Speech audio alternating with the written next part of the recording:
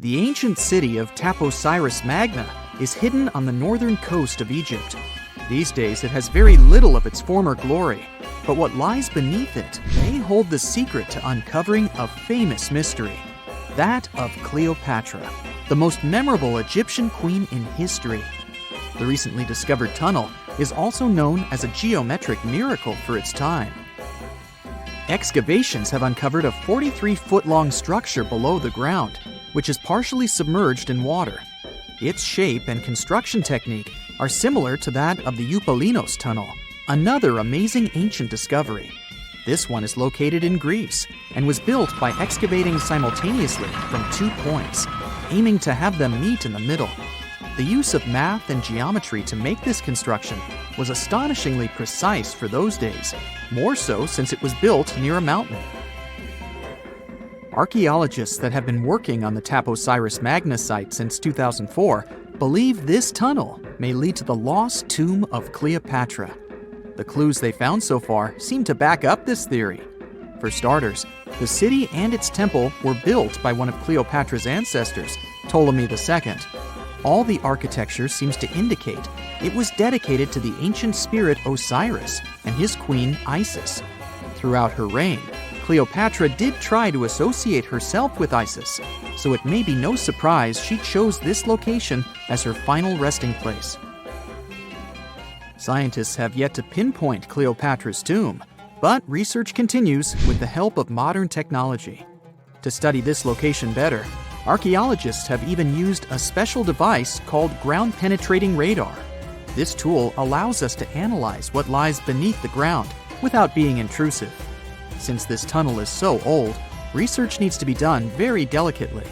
Seeing pictures of what's underground before you start digging is incredibly useful and has been done here since 2011. Finally discovering Cleopatra's tomb may help us piece together her story, especially what might have happened during the last portion of her life, which is still surrounded by mystery. We still don't know the exact cause of her passing. Some believe she may have let herself be bitten by a poisonous Egyptian cobra. Others have suggested that she was well accustomed to toxic substances, even hiding some in her hairbrush in case she ever needed it. But that's not to say she chose to use it on herself. We do have a lot of other interesting information on Cleopatra that's equally as impressive, like the fact that she had a stylist. Most of the images you've seen depicting this famous queen show her wearing black eyeliner. This look was put together by Airas, a woman known to have been her personal beautician. She traced the long line from her eyes to her temples, a makeup technique still used today to enhance the eyes. Airas was an important figure throughout Cleopatra's life, known also as her confidant and close friend. There are even theories that suggest Airas was there by her side when she passed away. Despite her well-thought-out looks, Cleopatra wasn't as pretty as she's described. Or at least, that's what recent research has pointed out. Sure, if we look at movies and modern imagery, she's depicted as this incredibly beautiful woman with symmetrical and delicate features. However, if we look at coins showcasing her image from back in the day, her looks are rather average. Her image on the coins might have been adjusted, too, to make the queen look stronger in the eyes of her people. So there is no trusted source available to confirm her image, but her description in most pieces of ancient literature speaks of her other qualities, like her voice and personality, not of her beauty. Cleopatra might have been the most famous Egyptian queen to this day, but she wasn't the first choice. She did have an older sister, Berenice, that was initially supposed to take the throne. Berenice passed away before she could do that, so Cleopatra took on the role and began investing in her education. She traveled throughout the country quite frequently, so she could become accustomed to her people and their needs. She was only 18 when the responsibilities were passed down to her, and immediately gained popularity because of her intelligence and education. Her taste in literature was quite good too. She was known to be a fan of Homer, the famed Greek philosopher and poet. Cleopatra loved to write as much as she loved to read. There are even claims that she wrote a book on medicine and cosmetics, but we have no evidence to this day that such work ever existed. Part of being a great leader back then meant you had to speak multiple languages. Cleopatra clearly understood that, and that's why she's rumored to have known many languages to varying degrees. Some archaeologists suggested she spoke Greek, Egyptian, and Ethiopian, as well as many Arabic dialects. She might have even spoken Latin, but there's little evidence to support this claim. She might not have had angelic looks, but Cleopatra was really careful with the way she looked, even with her diet. She was known to have enjoyed simple meals, including a variety of fish. Since she lived close to the Mediterranean Sea, it's really no surprise. As a treat, she liked to eat stuffed pigeons, which she also served to her guests. Other dishes on the menu included vegetables and fava bean soup. Fruits and nuts weren't missing from her diet either, and she was also a big fan of honey. Recently, a team of experts has even tried to recreate her famous perfume. Think of it like the ancient equivalent of Chanel No. 5. Cleopatra was known to be a fan of luxurious scents, which she believed could even influence how people treated her when they met. The basis of this scent is myrrh, a resin gathered from a local tree. Other ingredients added to the mixture were also found back in the day, like cardamom, olive oil, and cinnamon. The results may not be quite as delicate as the perfumes we know and use today.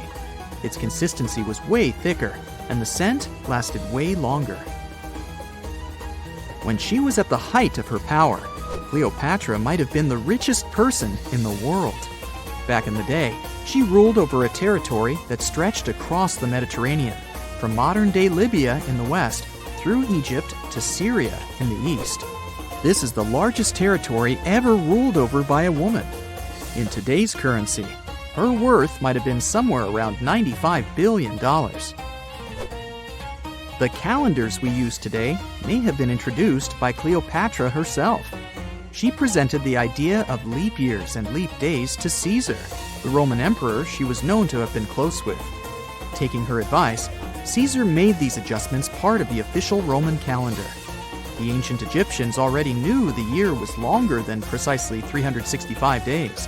They discovered this by studying the brightest star in the sky, called Sirius, and concluded that a year is actually 365 and 1/4 days long. It was Elizabeth Taylor that famously introduced Cleopatra to pop culture when she played her in the 1963 film bearing the same name. Up until that point, it was the most expensive film ever made. It was originally supposed to cost somewhere around $2 million, but ended up costing a mind-boggling $44 million. That's mostly because of script and production issues. To make this iconic movie, producers created 79 sets from scratch, as well as over 26,000 costumes for the cast. Elizabeth Taylor's Cleopatra costumes alone cost somewhere around $200,000. Thankfully for the producers, the movie made headlines and was well received by critics, making it a box office success. A lot of people associate Cleopatra with another famous Egyptian ruler, King Tutankhamun, nicknamed King Tut. Surprisingly, apart from both of them being Egyptian pharaohs, they have nothing else in common. For starters, King Tut lived around 1,300 years before Cleopatra did, and there is also no connection regarding their ancestry. Cleopatra had Macedonian Greek roots, while King Tut was a native Egyptian. In November 1922, a boy walked through the desert mountains of Egypt and discovered some ancient steps carved into the rock. Subsequently, this find became one of the world's largest and most significant archaeological discoveries. This step was part of Tutankhamun's untouched tomb. Archaeologists found about 5,000 ancient objects, including jewelry, fabrics, painted vases, and funeral masks. You've probably seen one of them. It has become one of the most recognizable attributes of ancient Egypt. More than 100 years have passed since then, and now humanity has finally become close to another large-scale discovery, the tomb of Cleopatra. This queen was the last active ruler of the Ptolemaic Kingdom of Egypt, who sat on the throne from 51 to 30 BCE. There are many ancient records about Cleopatra, her reign, and her unusual personality, but until now, no one has discovered the secrets about her passing away in the burial place. So, one archaeologist, Dr. Kathleen Martinez, has been studying ancient records and temples around Alexandria for decades and concluded that the tomb of the queen should be located under the ancient city of Taposiris Magna, founded in 280 BCE. It was a big city on the northern coast of Egypt where tens of thousands of people were engaged in trade and industry, and it seems that Dr. Martinez's guesses turned out to be correct. She and a group of archaeologists have discovered a secret underground tunnel near Alexandria with a length of about 0.8 miles. It was cut into the rock under Taposiris Magna's temple. During further excavations, they found many things that indicate Cleopatra's tomb lies in the tunnel's depths. It's also possible that she is buried there together with the Roman commander, Mark Antony. According to ancient records, Cleopatra and Mark Antony loved each other and together opposed the Roman Senate, which declared Antony a traitor. The fact that natural disasters have occurred on the territory of Taposiris Magna for thousands of years can complicate the excavations. Earthquakes and floods destroyed the city and possibly flooded its underground tunnels. But archaeologists hope the ancient tomb remains untouched, and that it hides many treasures and records about the royal life of ancient Egypt during the reign of the last dynasty. There's a chance that excavations will go underwater and in the mud. This will require much time and funding, but archaeologists are sure it's worth it. Anyway, it's too early to say that Cleopatra is really buried there, but scientists have found many things in the tunnel that confirm this, including clay pots, dozens of coins with the image of Cleopatra and Alexander the Great, as well as a bust with the image of the Egyptian queen. Cleopatra is still one of the most popular personalities in Egypt, on an equal footing with Ramesses III and Tutankhamun. She inspired many films, paintings, and books, but what made her so popular? She became famous for her inconsistency. She was a beautiful, intelligent ruler who pulled Egypt out of the crisis and made it a prosperous power. Medieval Arabic texts say she knew chemistry, mathematics, and philosophy, and may have written several scientific books. She knew several languages and had excellent diplomatic skills. At the same time, there are many legends that she was a femme fatale who drove many men crazy. However, there's no evidence that her beauty was incomparable. The image of a stunning model was created by Hollywood when it made several films where famous actresses performed the role of Cleopatra. And the Roman Emperor Octavian, the adopted son of Julius Caesar, specially created the image of Cleopatra as an insidious seductress because he was her enemy. Even though she was born in Egypt, Cleopatra wasn't an Egyptian. Her ancestors were Greeks, among whom was one of the generals of Alexander the Great. However, the people of Egypt loved her. She learned the language and was very sensitive to the traditions of this country. She knew the history, mentality, and customs of ancient Egypt well. She raised the level of its economy and strengthened its status as a world power. Much of this was made possible thanks to her cunning and impressiveness. She loved theatrical performances and lavish celebrations. She knew how to surprise people and put on a show. But behind the exterior image of a luxury lover was an intelligent and calculating ruler. Ancient Egypt was a rich, luxurious country, and Cleopatra did everything to increase its wealth and strengthen its position in the international arena. For example, she was once in conflict with her brother Ptolemy XIII Odd. The queen knew that she wouldn't be able to resist him, so she decided to attract Julius Caesar to their side. The Roman emperor arrived in Alexandria, where Cleopatra wanted to meet him, but Ptolemy knew about her plans and was about to prevent her from coming to Caesar. Then, instead of a rich and noisy arrival, Cleopatra decided to make her visit inconspicuous. She wrapped herself in a carpet or linen bag the emperor's servants carried into Caesar's private chambers. Cleopatra emerged from the carpet and impressed the Roman emperor with her beauty and determination.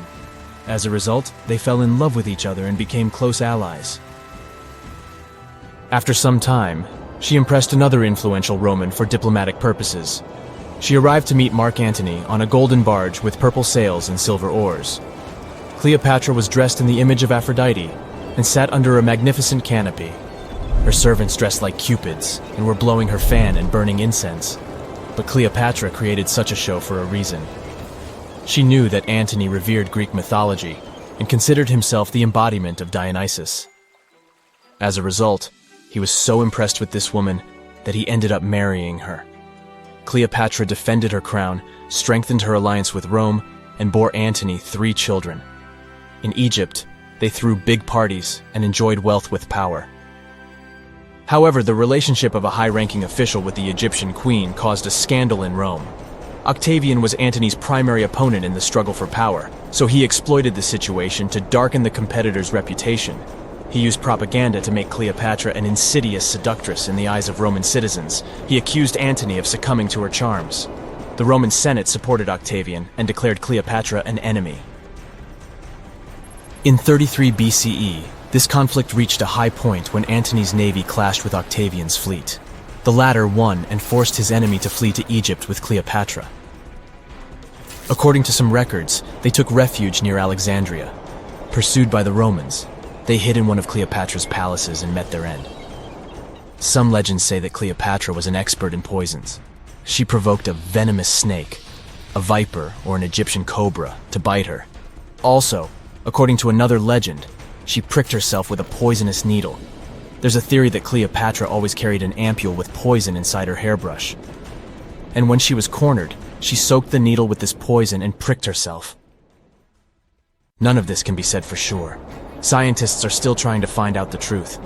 Perhaps when they reach Cleopatra's tomb, the world will get more answers about her tragic fate. She is considered the last ruler of Egypt. After her passing, Octavian plundered her palaces and temples and returned to Rome, where he became the main emperor. He successfully ruled the country and expanded its borders. His reign ended when he turned 75. World history would have looked different if Cleopatra and Mark Antony hadn't lost that naval battle. By the way, did you know that more time has passed between Cleopatra's reign and Neil Armstrong's flight to the moon than between the reign of the Egyptian queen and the construction of the Great Pyramid of Giza? Armstrong took a step on the Earth's satellite in 1969, 38 years after the birth of Cleopatra. And the construction of the pyramid took place in 2560 BCE. Imagine how long the history of ancient Egypt is. Cleopatra is closer to us in time than to the pyramids. Scientists have recently discovered Leonardo da Vinci's hidden passages under a medieval castle in Italy. They followed a newly found 15th century sketch by the creator of the Mona Lisa and found one of the unexplored architectural wonders from the age of the Renaissance. Construction of the Sforza Castle started back in 1358, but it was destroyed about a century later during a local crisis. Then, in 1450, Francesco Sforza, the Duke of Milan, decided to rebuild it on the old ruins. After he passed away, his son Ludovico took over and kept improving the castle. He brought in some of the best artists of the time, including Leonardo da Vinci, to decorate its walls. We can still see Leonardo's frescoes today in the Room of Wooden Boards. While he was working at the castle, da Vinci also recorded some historical underground passages hidden beneath the outer wall. The drawing, dated between 1487 and 1490, was found at the Institut de France in Paris. The sketch is highly precise, and it proves that Leonardo was really interested in fortification design and was great at documenting existing structures. Historical records show that Ludovico ordered the building of an underground passageway that led straight to a basilica, where his wife was buried. Ludovico married Beatrice in 1491, and they had a happy but tragically short marriage, as Beatrice passed away while giving birth in 1497. The Duke locked himself away for weeks, grew a beard, and wore only black clothes while he was mourning his beloved wife. The secret tunnel may have stretched over half a mile and would let Ludovico visit her grave in private. It could have served as an escape route if the castle was ever under siege. The existence of the tunnels remained one of the mysteries of the Renaissance for years, as no one knew for sure they were there. But now, scientists finally uncovered the secret history. They used a combination of ground-penetrating radar and laser scanning to build up an accurate 3D model of all the structures under the castle. They found the tunnels Da Vinci alluded to in his drawings, and it looks like they may have only been a small part of a whole system of historical underground passages. The goal is to create a complete digital twin of the castle that will not only show all the preserved constructions, but also the ancient ones that are no longer visible. They also plan to add augmented reality to the virtual paths to let visitors discover Leonardo da Vinci's hidden passages. Now, we don't know if the genius actually took part in constructing the hidden passages that scientists recently discovered, but we do know about some other Leonardo da Vinci inventions. He created the first satellite-like map in 1502, long before photography or satellites were even a concept. A famous figure in Italy, Cesare Borgia, invited Leonardo to a small town called Imola, near Bologna, to create a highly detailed map for him. Back then, maps were not very precise, as no one had figured out how to show exact distances on a smaller scale. Instead, people spent a lot of time decorating them with dragons, roses, fancy castles, mountain ranges, flowers, and other artistic details. These maps look more like beautiful paintings meant to be displayed, rather than practical tools for navigation. But Cesare Borgia wanted something truly functional, and Leonardo managed to create something revolutionary in the field of cartography. If you compare satellite images of Imola today with Leonardo's map, the similarities are striking. He captured every alley, curve of the streets, roadways, and even the exact sizes of the buildings. And he did it all by hand, using just a pencil, ruler, compass, and several of his own clever inventions. To gather all the necessary data, the genius walked through the streets for weeks using a large wheel that spun as he moved, recording the distance with a cable. Using the magnetic compass, he determined precise directions. He also developed a tool called the bussola, which measured angles inside a circle. With this, he could track the exact turns of each street and the size of the intersections. He figured out the distances between houses and major roads. Then, back at home, he used his notes and calculations to draw the map to scale with incredible precision. In his work, Da Vinci also used a technique developed by Florentine humanist Leon Battista Alberti. He created a mapping method where you could place an entire city inside a circle using polar coordinates. At the center of the city, 8 straight lines met, representing the main directions of a compass. Leonardo used this system to divide the town into 8 sections. He didn't overlook even the smallest buildings, which made his map one of the most advanced of its time. The Italian genius had a big dream to build a machine that could let people fly. He studied how birds, bats, and kites move through the air and designed a special flying machine. He believed that if he could copy their movements, humans might be able to soar like them. Da Vinci's design looked a lot like a bat, with 2 large pointed wings that stretched over 33 feet wide. He planned to build the frame from lightweight pine wood and cover it with raw silk to make it strong but not too heavy. The person flying it would lie on their stomach on a wooden board in the center.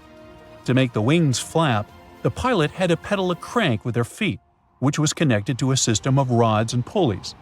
There was also a hand crank for extra power and even a headpiece to help steer. As the person moved their hands and feet, the wings would flap and twist, just like a bird's. But there was one big problem. Humans aren't strong enough to make the machine lift off the ground. Even though it might have worked once in the air, there was no way for a person to get it flying on their own. Leonardo probably realized this, but his amazing idea still inspired flying machines that came centuries later.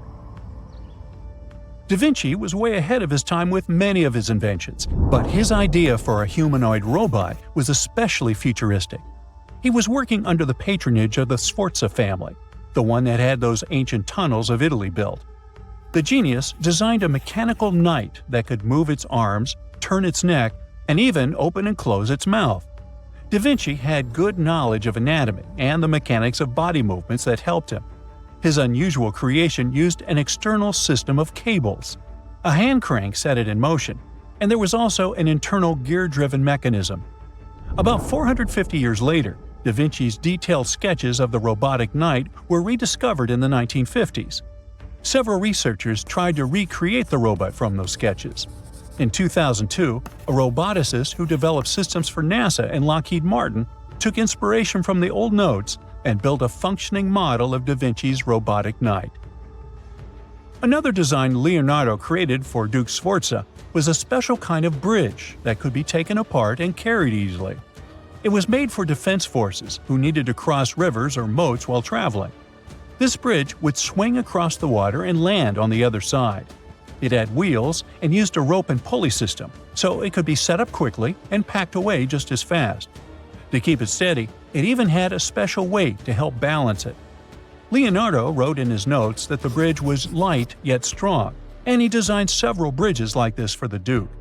One of his other designs was a bridge that could be built very quickly, and the defense forces would move across multiple rivers.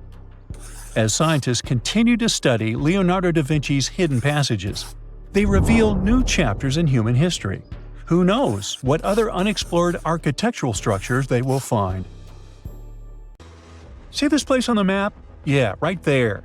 It's estimated that around 100 people have vanished or lost their lives here. Why, you ask? Well, it seems they were all looking for this guy, Percy Fawcett. He was a British colonel, famous for his sharp blue eyes, perfectly groomed beard, and signature hat. He looked like a character from Pride and Prejudice, but lived more like Indiana Jones. In fact, this character was inspired by Fawcett's story. But his disappearance in 1925 was more macabre than any movie plot. Colonel Fawcett was bold. Not the ask your neighbor's Wi-Fi password kind of bold. I'm talking full-on, I don't care that much about my life bold. He used to be a soldier in Sri Lanka and even did a secret spy gig in Morocco, but he needed more. So in 1906, Fawcett started exploring parts of Brazil and Bolivia where no one had dared to go before. His mission was to create secret, mind-blowing maps. Okay, that doesn't sound too risky, but trust me, it was. If you want to explore the world nowadays, you just open Google Earth and, well, that's it. No danger, no adrenaline, just maybe one or two creepy street view photos. Ew. But we're talking about the beginning of the 20th century, when satellites and this weird Google car didn't exist. Back then, if you wanted to fill in the world map, you actually had to explore the land on foot. So that's how Colonel Fawcett ended up in South America. And he became famous for his expeditions to map out the wild Amazon. He was the first guy to record the locations of waterfalls in that region, for example. But then he got obsessed. Blame it on lack of sleep or whatever sketchy Amazon jungle juice he was sipping, but suddenly he was like, I'll bet there's an ancient advanced city hidden somewhere around here. Spoiler alert, there wasn't. But he was hooked on that idea. Hanging out with native Indians for so long convinced him that large groups could totally thrive in the middle of a massive rainforest. And of course, Fawcett loved a good old adventure story, especially the ones from the 16th and 17th centuries, written by European explorers.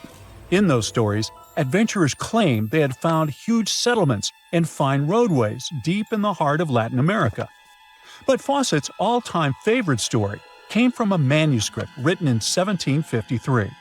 Back then, adventurers were hunting for precious metals in Brazil when they stumbled upon a ruined city with monumental buildings, roads, and plazas. Oh, and every corner had a Roman-style spire. Naturally, the colonel was all in to find it. Too bad no one told him this manuscript is mostly considered a forgery. Yep, this story is as real as Snow White's. But then, things got weird.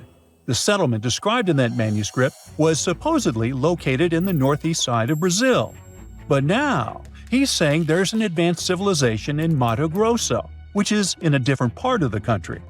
So he decided to name this new place the City of Z. Back in the 1920s, the colonel launched 2 separate expeditions to find it. But both trips failed, as he faced terrible weather, fever, and of course, exhaustion. Now, tell me in the comments, what do you think Fawcett did after 2 failed expeditions? Option A, he quit. Option B, he called his mom. Option C, he tried again because he didn't get the memo that the universe is clearly saying stop. Well, of course, option C is the right answer. This is relentless Fawcett we're talking about. So, 3 years later, the colonel finally gathered enough cash to launch yet another expedition in search of the city of Z. All he needed was a crew of people crazy enough to join him. Famous and experienced explorers were begging to come along. But nope, Fawcett decided to take his son and his best buddy instead. In January 1925, this brave trio set off on their journey. They packed mosquito nets, canned food, and made a promise, "We shall return." Another spoiler alert, they didn't. Uh-oh. The journey kicked off in New Jersey, and then they sailed all the way to Rio de Janeiro, Brazil. There, they stopped to grab some pack animals, like horses, and hired a couple of local guides.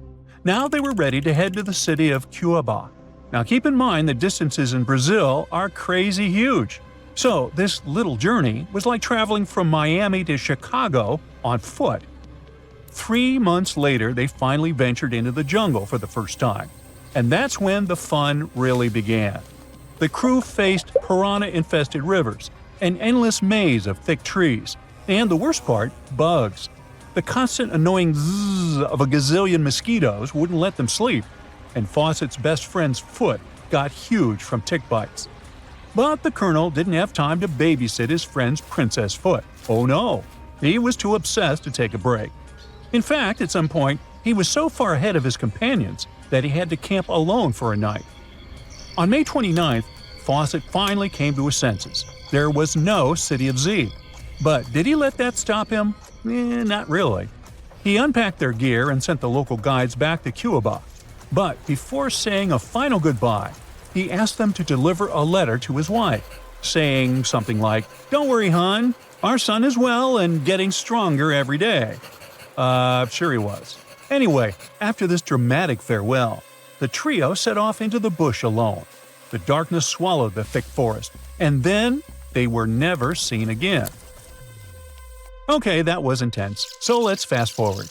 2 years later, the newspapers were still speculating whether the trio could still be alive, and Fawcett became a legend, like Bigfoot, but less hairy. One guy said that the colonel had become one of the locals and was living his happily ever after in the jungle. Another guy said he was held prisoner by the Indians, but no one could confirm any of these sightings. It wasn't until 1928 that the British authorities finally thought better late than never and decided to look for Fawcett and his crew. By that time, they were sure their expedition had perished, but they still needed proof. And after days and days of surviving the jungle's worst nightmares, they found, well, nothing. But in a weird way, this mystery inspired more explorers to look for them. It's estimated that about 100 people have passed away in this process, and a few have followed in the explorers' footsteps by disappearing without a trace. So, what really happened to the expedition? Researchers have pointed their fingers at everything under the sun. Parasitic infections, starvation, drowning, jaguar attacks, you name it. Some even say Fawcett dove headfirst into mysticism and started an occult community in the jungle. The Brazilian anthropologist Orlando Vilas-Boas was probably the one who got the closest to solving this case. Back in the 1950s, he was working with the Calopalo Indians when they suddenly admitted to, getting rid of Fawcett. They even had bones to prove it. But it turns out a forensic analysis showed that the remains didn't belong to the colonel. So we're back to square one, and nobody knows, to this day, whatever the heck happened to them. Fawcett's quest, as we know it today, is based on some pretty questionable sources. But there is a possibility that he wasn't living in Delulu land after all. Recent discoveries suggest that his idea of a sophisticated jungle city wasn't just pure fantasy. In 2024, a massive ancient city was found in the Amazon, hidden beneath dense vegetation. Evidence suggests it was built around 2,500 years ago, and it was surprisingly advanced, featuring houses and plazas, all connected by an incredible network of roads and canals. But this city was in a forest in Ecuador, not Brazil. So who knows? Maybe the legendary city of Z is still out there. Ooh. Secant, cosine, tangent, sine, 3.14159. Yeah, That was the cheer we heard coming from the trigonometry club back in the day. For the rest of us in math class, terms such as sine, tangent, and pi were just bewildering. Who invented these and why? Was their only purpose to make it harder for students? Well, not quite. Trigonometry was invented by the ancient Egyptians. They needed this knowledge to construct pyramids, and they did a pretty good job too. The Great Pyramid in Giza still stands today, some 4,500 years after it was built. No recalls either. So let's get out of that classroom and on a journey through time to reveal the secrets behind the ancient Egyptians' precision. Here you are, standing on the Great Pyramid's construction site, some 9 miles from Cairo. Well, the city still isn't there, as you're surrounded only by the desert and teams of construction workers. They're transporting large stone blocks weighing 2.5 tons each. They're inside a wooden sled that sits on large rollers. A crew of 8 men rolls these blocks along the ground. You immediately think of the rollers on a supermarket cash register. The principle is exactly the same, but the scale is greater, much greater. Scientists estimate that the Egyptians used 2.3 million such blocks in the Great Pyramid alone. And the block in front of you is one of the lighter ones. The heaviest of them weighed up to 15 tons. But where did all these blocks come from? Most of them originated from quarries around Giza. It's not that impressive, you think, but wait until you hear how ancient engineers transported the granite used in construction over 500 miles to the pyramid. There were no railways or highways back then, but the mighty Nile was always there. Researchers even believe that the Egyptians dug a canal to connect the Nile directly to the pyramid's construction site. All they had to do then was to wait for the flood season to begin, and voila! The rising water levels floated the heavy stone blocks for them. But how did they lift the enormous stones on dry land to stack them up to the top? Did they use oversized cranes? Well, ancient Egyptians worked around this problem, literally speaking. One of the workers is now pointing to the giant ramp going around the pyramid they're building. This is how a mountain road zigzags its way to the top. If the ramp went directly to the top of the pyramid, then workers couldn't pull the stone blocks along it. It would be too steep. Scientists have calculated that 8% could be the maximum incline. So ancient Egyptians just extended the ramp around the pyramid. Again, these are all theories, as the ramp could have been inside the pyramid, as some researchers suggest. The exact building method is still a mystery, guarded by the Sphinx. That's its real name, right? Wrong. As the Great Sphinx is just the statue's alias. You know, the name writers take when they want to hide their true identity, or a singer's stage name. The Sphinx's real name, translated from Egyptian, means Horus in the horizon. That was the name for the Egyptian deity of the sky. The trail of mystery doesn't end there. As a man walks past you with a bucket of paint, he's going to add a touch of color to the Great Sphinx. Researchers found specks of this red color next to its ear. That was some strong paint, as it survived for thousands of years. You are now standing straight in front of the Sphinx. You look up. It's very tall, right? 66 feet to be precise. Now resist the urge to take a selfie. You can do it. Now you notice something else. It looks like the Sphinx is in the center of a giant triangle in the back. That's one side of the Great Pyramid. And no, your eyes are not playing tricks on you. The Sphinx really does sit in the center of the pyramid's lateral face. Here's where math comes in handy. A pyramid has 4 sides, called lateral faces. There's also a 5th face, the base, but that's not visible. It's, wait for it, face down. The Sphinx has one last mystery to reveal: its age. Scientists agree that Pharaoh Khafre built the Sphinx. He ruled after his father, who had built a great pyramid nearby. So both structures were finished around the same time. Let's talk about numbers again. You've heard of Cleopatra, the Egyptian princess described as a woman of great beauty. Hello? She saw the pyramids, but she lived closer to the time of the first iPhone than the time of the people who built the pyramids. Fascinating, right? You can see thousands of people around you. They're working hard to build the pharaoh's tomb. But how many of them are there exactly? One Greek philosopher estimated there were as many as 100,000 workers. Seems like an okay number for such an enormous structure, but it can't be true.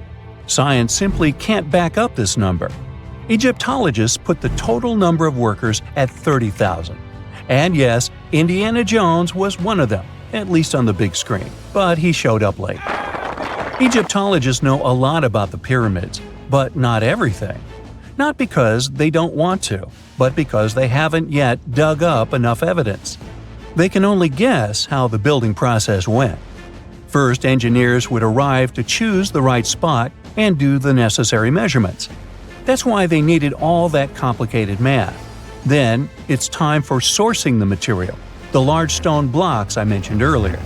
When boats deliver them to the site of the future pyramid, workers can finally do their thing. They operated in smaller groups, but there were at least 2,000 of them chiseling and carving away at any given time. Sounds like a typical construction site today? Well, that's because it is, just thousands of years ago. It's amazing what ancient Egyptians were able to achieve with just copper and stone tools. The pyramid is now complete in front of you. But is it the same pyramid we see today? Why is this structure shining bright in the desert sun? Isn't it supposed to be a dusty yellow color? Well, no. Human activity and the elements have completely stripped the outer layer of stones over time. Expert craftspeople polished these blocks using nothing but stone and sand. The end result was a smooth and shiny rock. On the day it was completed, the Great Pyramid of Giza was a perfect triangle of light.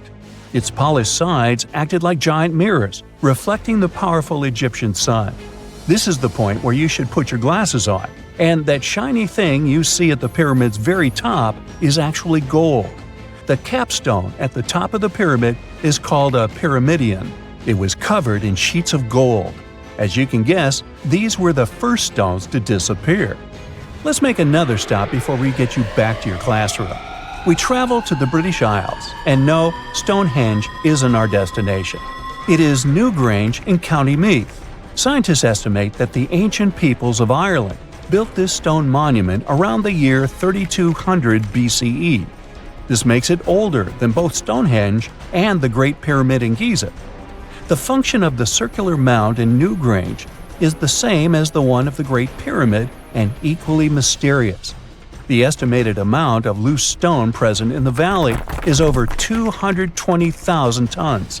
And it's not just randomly thrown on a pile. The order in which the stones are set makes the structure water-resistant. That would explain how Newgrange had survived for so long. Kinda makes you want to splash out the cash for that waterproof phone case, huh? Well, you're back in your school desk, but today's math lecture is the last thing on your mind. You're thinking about how great the Egyptian pyramids are, and if we have something similar today. It turns out modern engineers are just as impressed with the Great Pyramid as you are. There's a glass pyramid sitting in the main courtyard of the famous Louvre Museum in Paris. The panorama of San Francisco wouldn't be complete without the 48-story Transamerica Pyramid. But Las Vegas went the furthest. There we find the Luxor Hotel. It's so big that it's the third largest pyramid on the planet. And guess what's in front of it? Yup, a replica of the Sphinx. It's 110 feet tall, 2 stories higher than the one in Giza. Yeah, everything's bigger in Vegas. Stonehenge wasn't a witchy monument to travel through time. It was actually constructed as a hope to build a different future. Recent research just found out that the monument was probably raised as an attempt to reunite the Britons during a period of big division. The thread of this story lies on the altar stone, the monument's most iconic rock. For years, scientists believed that the stones used in Stonehenge, including the altar stone, came from the nearby Preseli Hills in Wales. In this scenario, Stonehenge would have been built by a local community. That is, Neolithic people who would have found easy-to-access materials to build a ceremonial mound, a sundial calendar, and a final resting place, all in one. Things changed when another discovery was made. In 2018, leading-edge research pointed that the altar stone actually came from the River Tay region in northeastern Scotland, which is located over 400 miles away from Stonehenge. Scientists found similar rocks as such in Scottish monuments. You see, the altar stone is a recumbent stone, laying on its side. Many of the rocks were found in ceremonial stone circles in Scotland, and they are unique to this region. When this discovery broke through, it got archaeologists thinking. Maybe Stonehenge wasn't just a local project, but a wider collaboration between different tribes and communities across Britain. To understand this, we need to rewind to around 3000 BCE. That's when Britain still wasn't a unified country per se. Rather, it was a patchwork of tribes such as those coming from southern or eastern Europe, each with their own customs and beliefs. As an island, Britain's population changed many times. Britain was mainly composed of farmers who descended from people from the Middle East and arrived on the land around 6,000 years ago. This group thrived in the area until 2500 BCE, when another group coming from the regions of the Netherlands and Germany started to appear. These ones, also known as the Beaker people, were responsible for the large population turnover that Britain experienced during the Neolithic period and the years that followed. The Beakers were called so because of a specific type of pottery they used to make and bury their loved ones with after their passing. It's possible that the original dwellers of the land didn't like it that their land was being repopulated. And what researchers suggest is that Stonehenge was this attempt to reunite the original Neolithic farmer population and regain some type of identity control over their land. They would have invested a lot of time and energy in bringing the altar stone all the way down from Scotland, without the help of wheel technology, for example. You see, the wheel had already been invented in Lower Mesopotamia, but since there was no Wi-Fi at the time, the Brits weren't aware of this technology until much later on. This whole territorial crisis could have driven locals to use their resources to move the altar stone to Salisbury Plain in England, in order to reunify the land. You see, Stonehenge wasn't built in one go. Its history dates to around 3000 BCE. That's when the monument was just a circular ditch and bank, known as a henge. Inside, they placed wooden posts and possibly totem-like carvings. This version of Stonehenge wasn't about rocks yet. It was more of a ritualistic place and possibly a final resting place.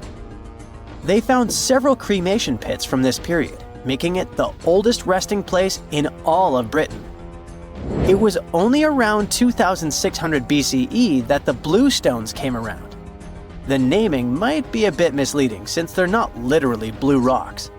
They have a bluish tinge to them when they're freshly broken, hence the name.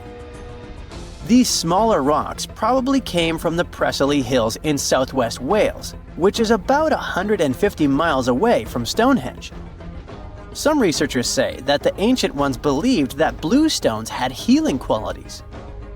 So we can maybe guess why they went through all of the trouble to move them from Wales to Salisbury Plains, huh?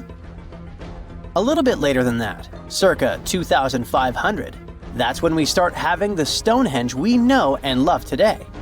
That's when the Sarsen stones started to arrive. The Sarsens are Stonehenge's huge stones. I mean, each Sarsen can weigh around 25 tons. That's as much as 3 African elephants stacked together. The Sarsens make that iconic outer ring circle. Supposedly, that's also when the altar stone was moved from Scotland directly to the heart of Stonehenge. The altar stone is the largest of the blue stones used to build Stonehenge. Today, the altar stone lies recumbent at the foot of the largest trilithon of the monument. In case you don't know, the trilithons are the horizontal stones used to form those famous arches we see today. And here's where the story takes a twist. For nearly a century, scientists believe that the altar stone came from the same area as the blue stones, the Preseli Hills in Wales. It made sense back then. If you're already hauling stones from Wales, why not grab a special one to be the so-called altar? Except That theory started crumbling in 2018, when a team of researchers decided to dig deeper. They used advanced geochemical analysis to pinpoint where the altar stone's sandstone actually came from, and it turns out it wasn't Wales. Instead, the results pointed north, specifically to the Orcadian Basin in northeastern Scotland, 400 miles from Stonehenge. This revelation changed the whole script of Stonehenge's story. How would they move the rocks, you may ask? Well, there's an old theory known as the ice road that suggests that the rocks were moved by natural icy pathways that formed during the winter. This way, they could slide the rocks down all the way to Stonehenge. But hey, if we're talking about a distance of over 100 miles, that's not too realistic. Anyways, this theory was debunked because it was warmer back then than it is today. There's also the river theory that suggests that the rocks were floating along the river from the quarry to the site. But if we're talking about sarsen rocks, they're too heavy to float. So there goes this theory. What we're saying is, no one knows how the rocks were moved. Another interesting info came from all the research done in Stonehenge. A recent laser survey of the stones revealed the different stone working methods used and has shown that some parts of the monument were more carefully finished than others. In particular, the northeast side and the inner faces of the central trilithons were finely dressed. FYI, a trilithon is one of Stonehenge's most famous shapes. It's when two huge monoliths receive a third one on top of them, connecting the two together. This fancy word is just Greek for having three stones. But anyway, the bigger question, and maybe why Stonehenge is so famous, is why it was built in the first place. You see, Stonehenge's entire layout seems to have been carefully planned to align with the movements of the sun. The monument's architecture is particularly attuned to the solstices, the shortest and longest days of the year. During the summer solstice, the sun rises perfectly in line with the heel stone, casting light straight into the heart of the stone circle. A spectacular, almost magical sight that surely wowed its ancient audience. But it's the midwinter solstice that seems to hold a special connection to the altar stone. As the sun sets on that day, its light aligns with the altar stone at the center of Stonehenge. To the builders of Stonehenge, this alignment may have symbolized more than just celestial precision. It likely carried profound ancestral and spiritual significance. The altar stone, illuminated by the setting sun, could have been seen as a bridge between worlds, connecting the living with their ancestors, the earth with the cosmos, and the present with the eternal. In a world without calendars, clocks, or weather apps, the solstices were everything. They marked the rhythm of life, guiding agricultural cycles and spiritual rituals alike. So Stonehenge wasn't just about the stones or the people who built it, but perhaps a way to honor their ancestral roots in an ever-changing world.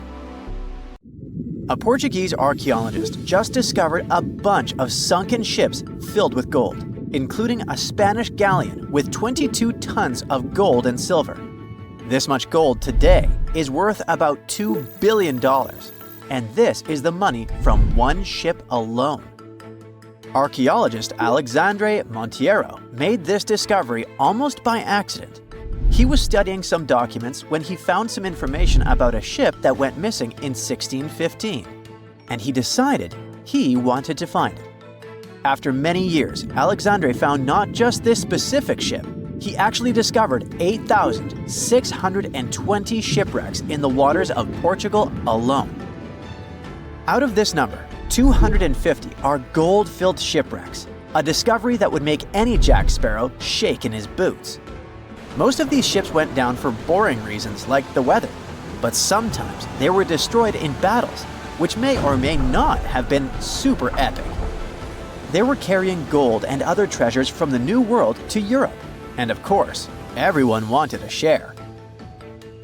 Alexandre had been studying historical shipwrecks for 30 years now, so he has discovered many ships that went down in somewhat glorious ways.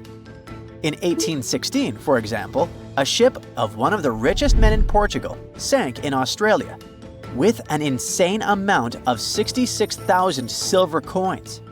This was the first ship from Portugal to ever plunge in the waters of Australia. The bad news is that these ancient sunken vessels, filled with riches and epic stories, are not so easy to reach. They're deep down in the ocean and covered by sand. You could still try, but that would be stealing part of a country's history. And you wouldn't want to be that person, would you? Naturally, Portugal was not the only country that explored the seas back then. The coast of Europe is packed with sunken ships filled with gold. In fact, there are about 1 million historical shipwrecks underwater right now, and the treasures abandoned under the sea might be worth around $60 billion. It's an insane amount of money, but let me tell you that these gold-filled sunken ships aren't really worth the hassle.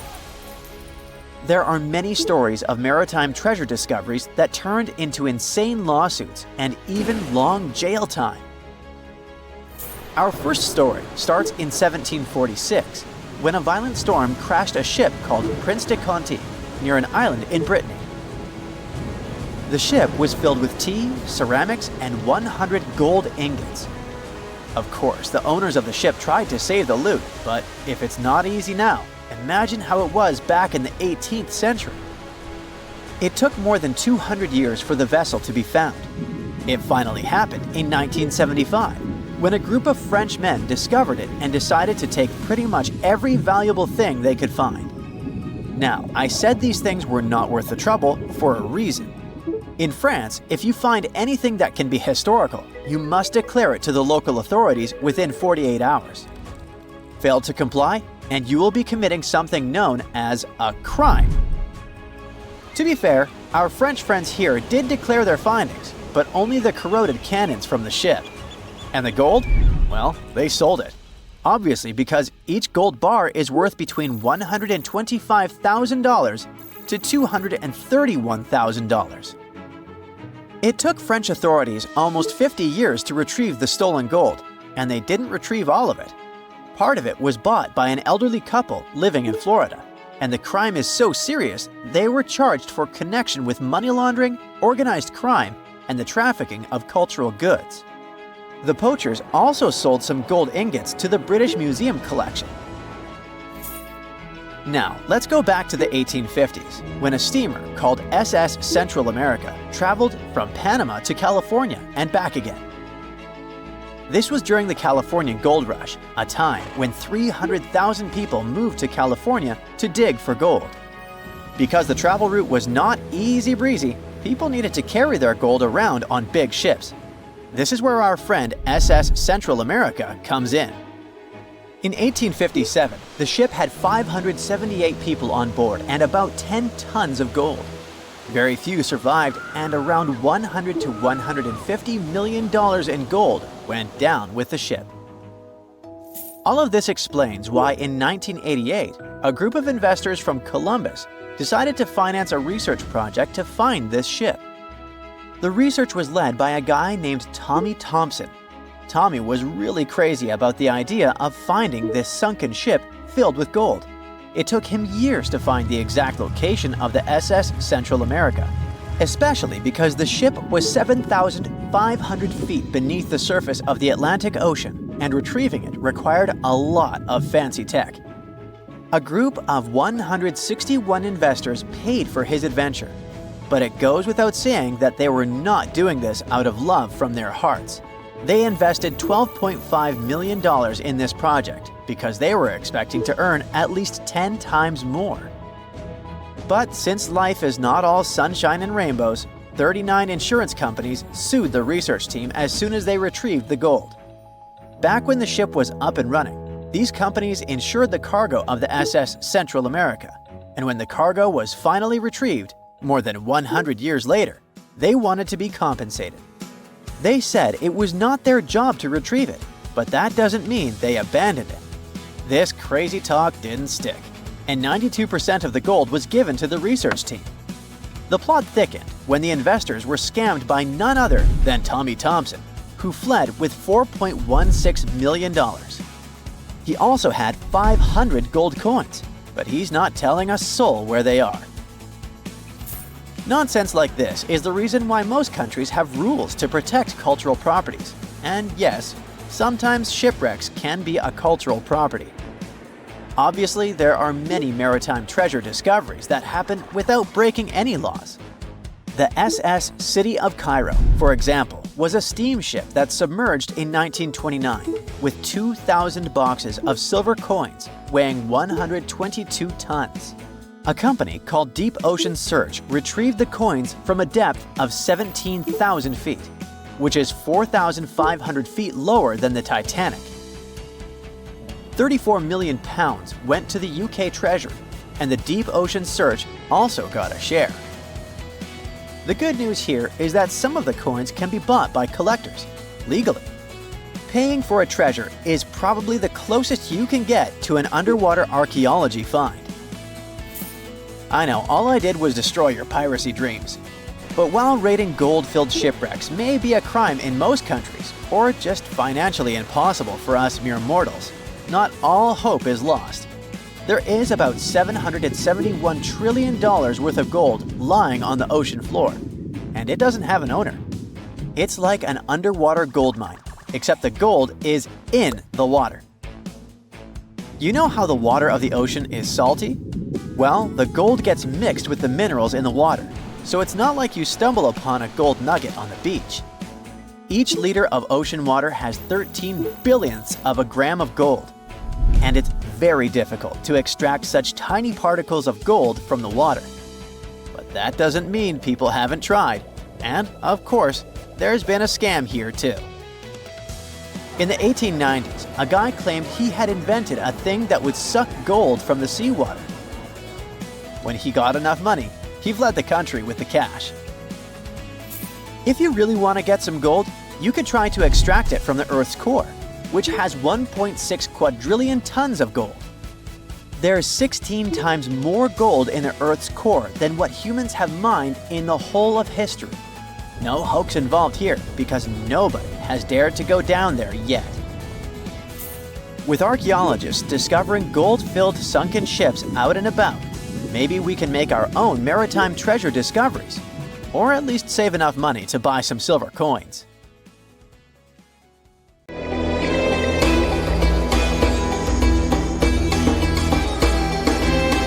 The Great Pyramid was created as the final resting place of ancient Egyptian monarch Khufu. According to legend, French leader Napoleon entered the Great Pyramid and came back out looking shaken and super pale. He never revealed what he saw inside, but whatever it was is said to have affected him for the rest of his life. When Napoleon entered the pyramid, he would have walked through a super tight and ascending passageway.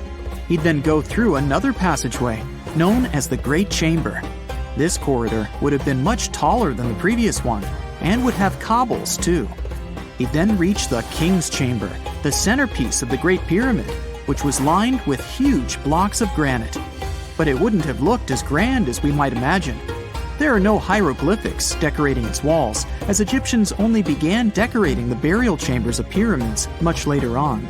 The pharaoh's tombs deep inside the pyramid would have also been filled with treasures, from chunks of gold to the world's most expensive jewelry.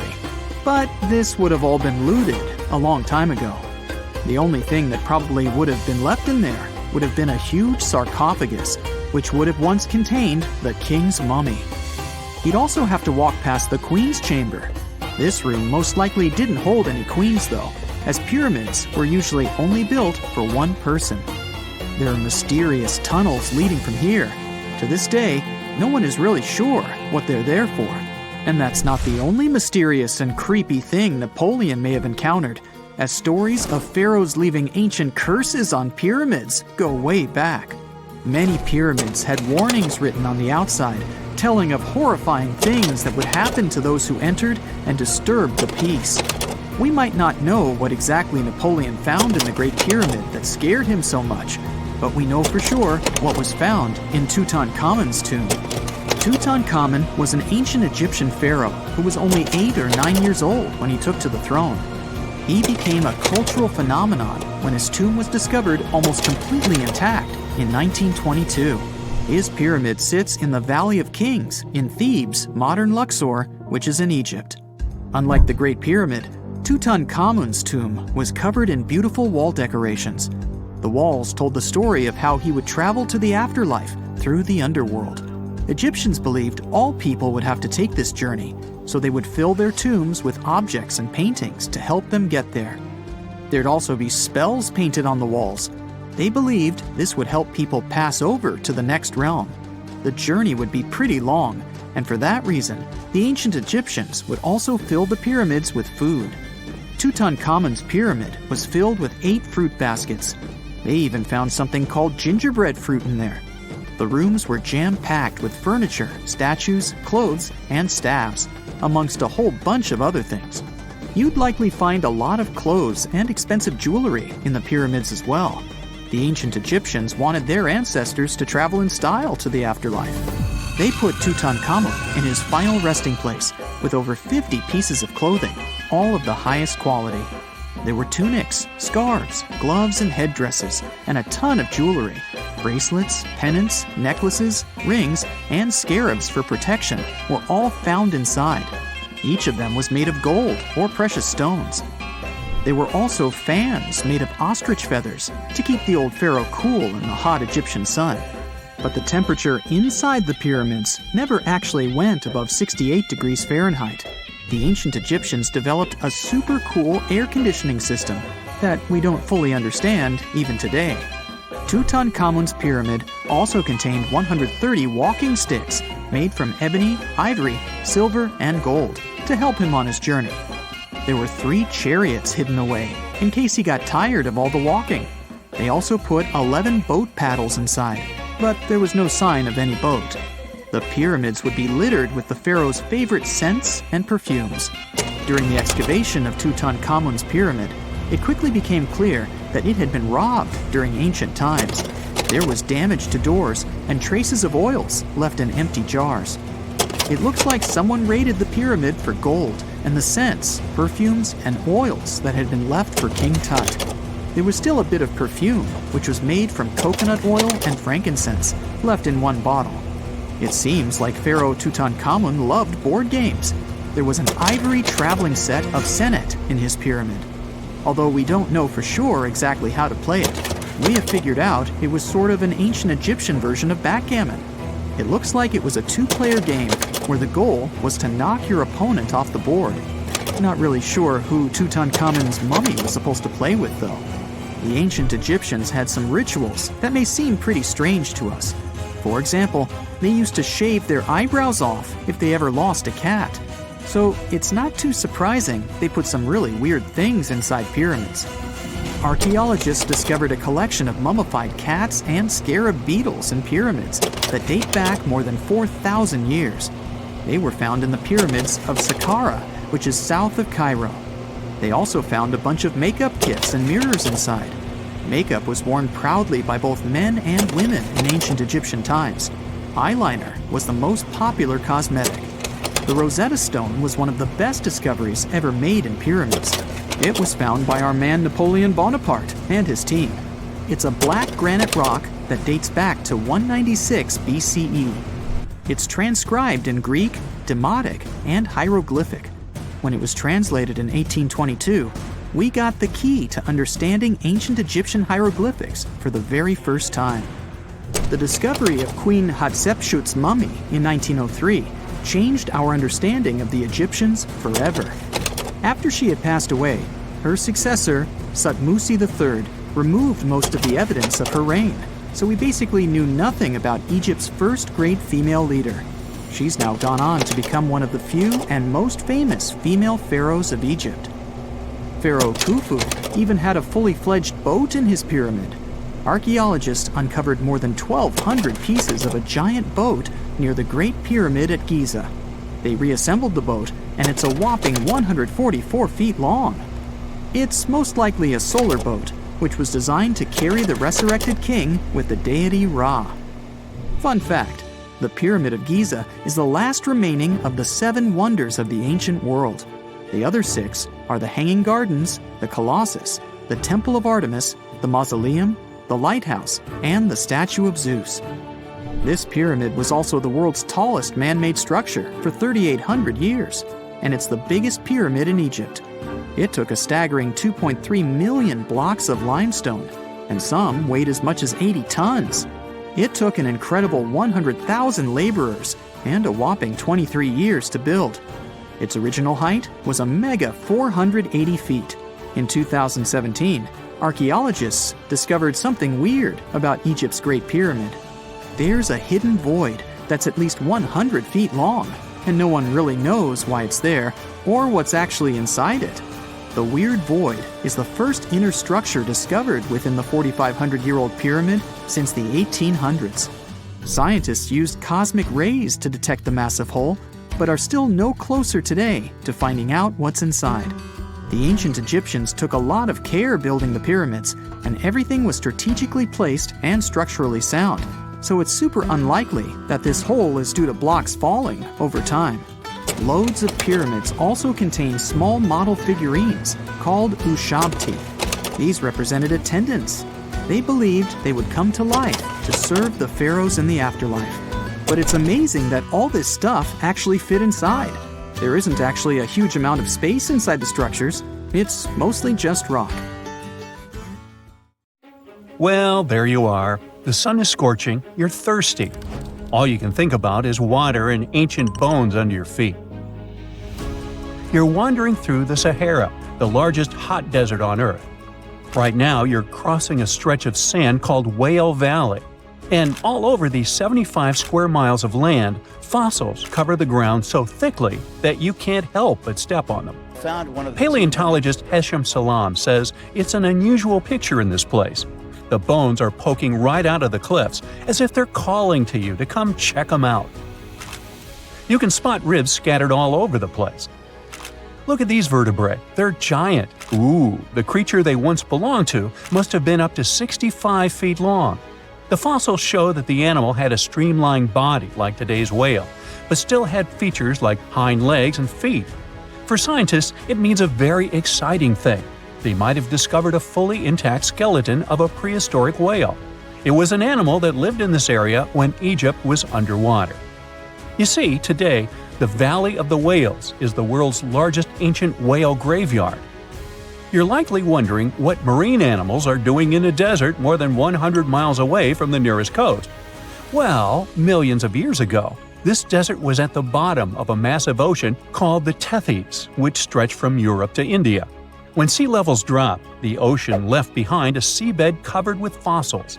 And today, the fossils of some of the earliest known whales rest here, which gives researchers a peek into how today's massive ocean whales may have evolved. The fossils here are super detailed, even with some stomach contents still intact. Uh-oh. Scientists have also found fossils of ancient sharks, crocodiles, and turtles, helping to recreate what this marine world looked like millions of years ago. Now, the first whale bones were discovered in 1902, but it wasn't until the 1980s that people really started to explore the area, only when access to this area became better. Sadly, some fossils had been taken away by collectors before the site turned into a protected area. Most of the fossils are just under the surface, slowly revealed by erosion. Whale Valley gives us an amazing glimpse into millions of years of ancient coastal marine life. But let's move further. Ancient whale fossils aren't the only discovery you're going to make today. For over 150 years, scientists have been puzzled by a strange creature that lived millions of years ago. But now, thanks to some amazing fossils found in Morocco, they've finally figured it out. Look at them. These creatures are called blah blah blah. Nah, I'm kidding. Stylophorans. They look like flattened armor with a long arm sticking out. Researchers discovered these creatures in 2014 and were shocked. The fossils dated back around 478 million years. They found around 450 specimens, and to their surprise, some even had soft tissues preserved, which is super rare.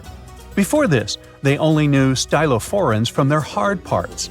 Originally, scientists thought these creatures were good old echinoderms, animals like sea urchins and starfish.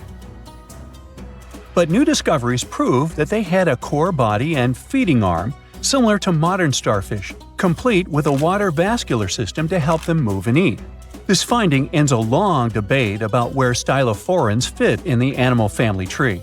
Now we know they're related to echinoderms, but are more advanced because they don't have the typical 5-ray symmetry. Ooh, come here and look at this giant fossil. It was found in the Sahara and gave scientists new insights into the Spinosaurus, the largest carnivorous dinosaur we know about. These 95 million-year-old remains also confirm that it was the first known swimming dinosaur.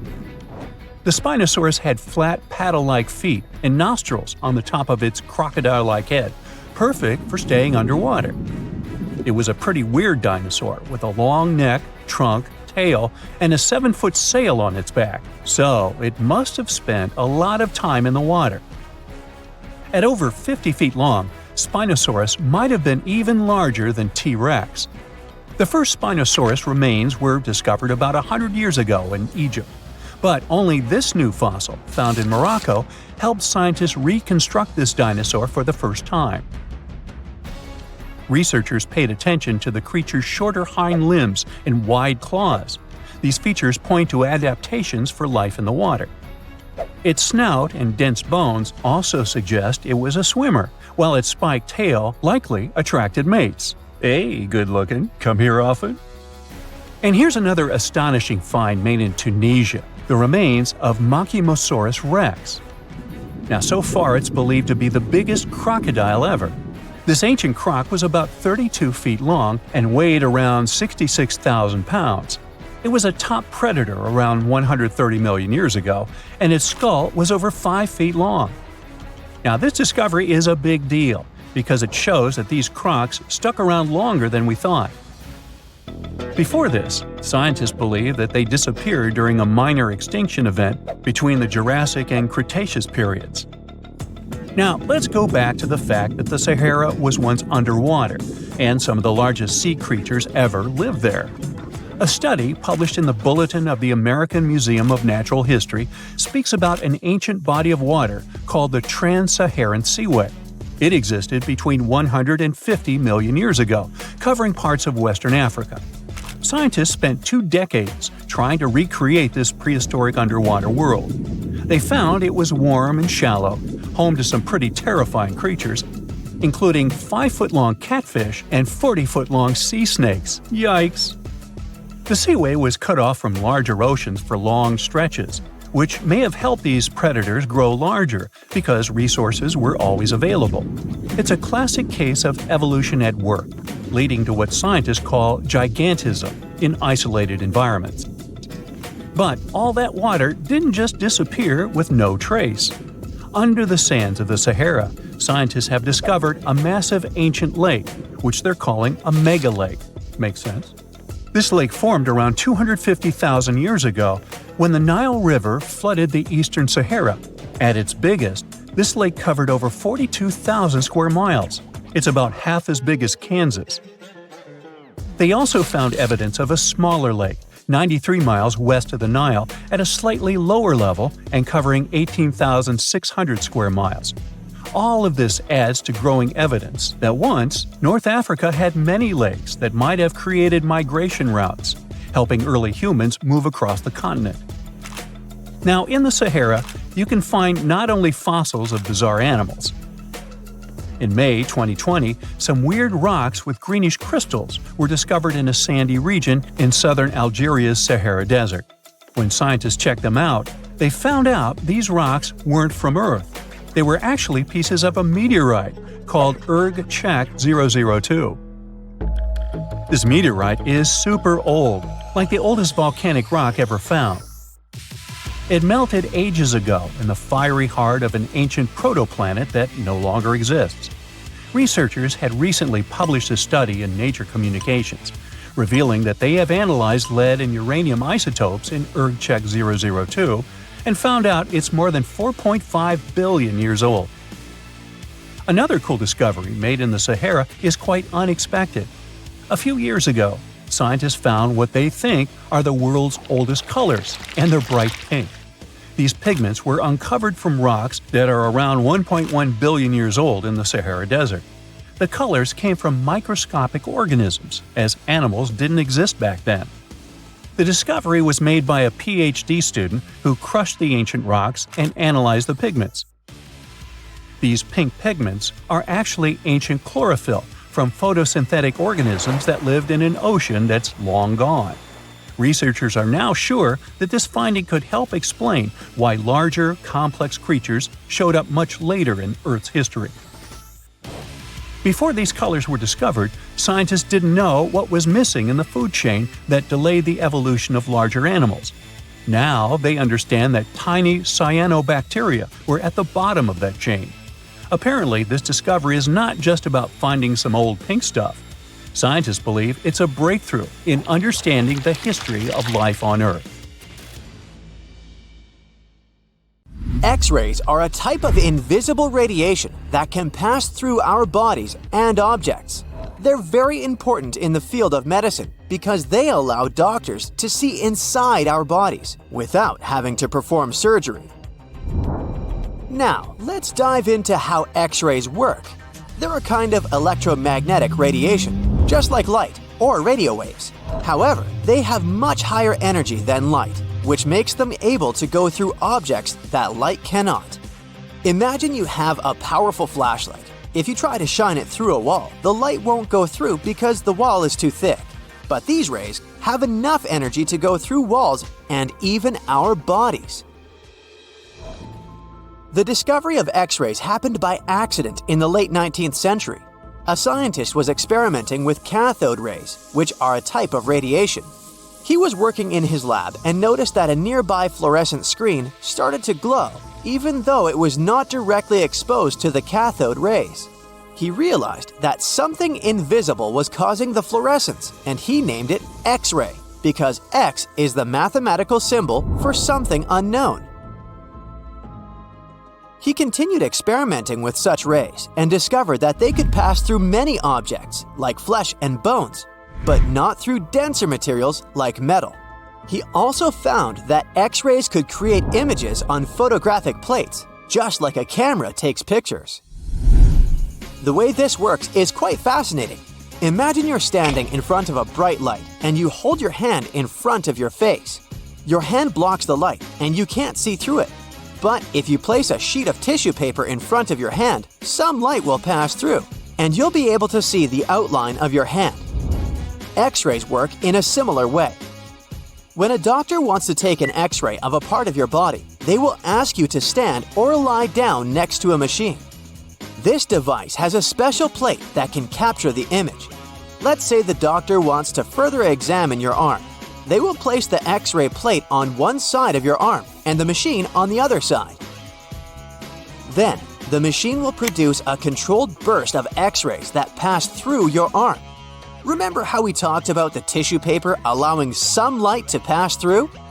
Well, in this case, some of those X-rays will go through your arm, while others will be absorbed or blocked by the denser parts of your body, like bones.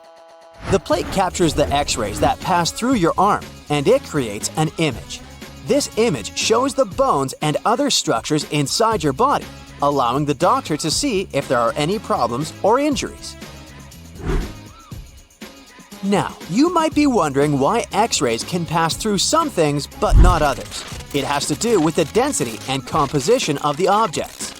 Denser materials like bones absorb more X-rays, so they appear white in the image. So when you look at the result, you'll see your bones as white shapes. Other tissues like muscles and organs are less dense and allow some of those rays to pass through, so they appear as gray shadows. What if I told you there's a whole new way you can peek inside objects, but without using X-rays? I'm not talking about magic powers. Take a comfortable seat while I explain what mugography is. This fascinating scientific technique allows us to see inside objects and even beneath the Earth's surface using a special type of particle called a muon. These elementary particles are very similar to electrons, but they're much heavier. They are created high up in the Earth's atmosphere when cosmic rays, which are particles coming from space, collide with the air molecules. Now, muons are special because they can pierce through different materials. They can pass through rock, soil, and even buildings. Scientists realized this potential back in the 1950s when they were studying cosmic rays and noticed that some of the particles could pass through thick materials. The first muography experiments took place in the 60s. Specialists discovered that muons can be detected using special devices called muon detectors. These detectors are usually placed underground or in specially designed laboratories to shield them from other particles and background radiation. Now let's dive into how muography actually works. Imagine you have a large object, like a pyramid, a mountain, or even an ancient statue, and you want to see what's inside without damaging it. First, detectors are positioned around the object or in the area you want to examine. These detectors are sensitive to muons and can track their paths. When such a particle passes through a detector, it leaves a trace, like footprints in the sand. By collecting data from multiple detectors, scientists can reconstruct the paths. Here's where things get really cool. The Earth's atmosphere acts like a natural filter for muons. It turns out that the more massive an object is, the more particles it will block. So, if you have a large, dense object like a mountain, fewer muons will pass through it compared to a smaller, less dense object, like an empty box. This difference in the number of particles that reach the detectors can give us clues about what's inside the objects. Scientists use computer algorithms and mathematical techniques to analyze the data and create images. These images represent the density distribution of the object being studied. It's like creating a map that shows where the densest areas are and where there's gaps inside the object. The concept of muography is similar to using shadows to understand the shape and size of an object. Imagine you're standing in front of a bright light and you place your hand between the light source and a wall. You'll see a shadow of your hand on the wall. Based on the shape and size of the shadow, you can get an idea of what your hand looks like, even though you can't see it directly. This technique has been used to study various objects and structures. For example, scientists have used it to explore the inside of volcanoes and pyramids, and even to investigate the structure of mountains and the Earth's crust. With the help of this amazing technique, scientists have now uncovered new information about the Great Pyramid of Giza. They discovered something that had eluded tomb raiders for centuries. They found a hidden chamber. And guess what they named it? The Big Void. Yeah, I know, not the most creative name. They even used 3 different muon detection techniques just to be super sure that it was indeed a big, mysterious void inside the grandest pyramid of them all. Once news got out about this mind-boggling discovery, Egyptian authorities couldn't resist the temptation to explore further. So, they brought in an endoscope camera to confirm the existence of this epic void. So, they inserted a camera through one of the openings underneath the entrance, and voila! It revealed a corridor. More so, the corridor had a chevron ceiling. I can't help but imagine the ancient Egyptians using it as a cool dance floor. Another team of scientists decided to take another shot at scanning this newfound void. According to them, the Great Pyramid of Giza is a pioneer in the pyramid game. It used a technique called chevron to cover internal structures and keep them from collapsing. Now, why did the ancient Egyptians build this corridor and the grand void it leads to? One theory suggests that the corridor was built to relieve pressure inside the pyramid. Another theory says that the void could be a result of the pyramid's construction process.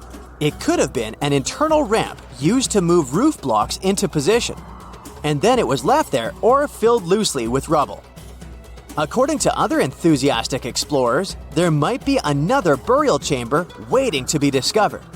They believe that the pyramids were built with a dash of randomness in the construction process. As the builders worked their magic, they realized that some chambers wouldn't be able to handle the weight of a majestic sarcophagus. So they made adjustments on the fly, creating new plans as they went along. Ever since Plato wrote about the allegory of Atlantis, humanity has been fascinated with the possibility of the discovery of a thriving underwater civilization. Fancy joining me on a trip to a few historic underwater sites? let's see what we can find out about ancient civilizations. The first one on our list is what is being called the underwater Stonehenge. Scientists have recently discovered a mysterious pile of cairns that stretch for miles under the shimmering waters of Lake Constance at the borders of Switzerland, Germany, and Austria. Archaeologists began to explore the site back in 2015, and they haven't been able to understand yet what it was actually used for. What they do know is that there is a 12-mile line of 170 human-made stone cairns under Lake Constance. Scientists say this was most likely the result of a combined work of several villages. The cairn site was probably used for some collective purpose. The formations are huge. Some of them are several dozen feet wide. The most amazing discovery so far is that the site dates back to around 5,500 years ago. Now, what were we humans doing back then? We were living in the prime years of the so-called Stone Age. We were beginning to make artifacts from stone and use them to hunt and eat. Can you imagine what a knife and fork might have looked like back in those days? It's no coincidence that scientists call this site the underwater Stonehenge, though. Both sites are believed to have been built around the same period of time. You see, Stonehenge dates back to around 3100 BCE. Both sites carry the distinct characteristic of stone monuments built in a circle. Not to mention the fact that scientists also haven't figured out why on earth our early ancestors would feel the need to build a monument such as Stonehenge. Well, the mystery of Lake Constance hasn't been solved yet. Who were the Neolithic people from this area?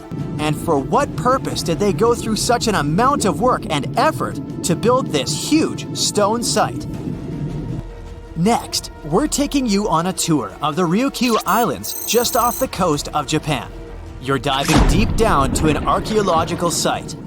But I should warn you, the waters of the Pacific Ocean are far from smooth. It doesn't take long before you see a huge structure, thanks to the sunlight shining down on the seabed. At first, it looks like Machu Picchu's ruins located across the globe in Peru. As you approach the site, you slowly figure out its forms. A pyramid-shaped structure, arches, staircases. It's something that could have easily been a palace or a castle. Could this be a sign of human activity? What you've just seen is known today as the Yonaguni Monument. It also goes by the name of Japan's Atlantis. The entire monument is about the size of 5 soccer fields and the height of a 5-story building. Its most surprising feature is its expanse of terraces.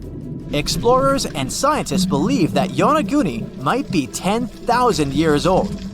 But whether it's a human-made structure or a natural formation is still under debate.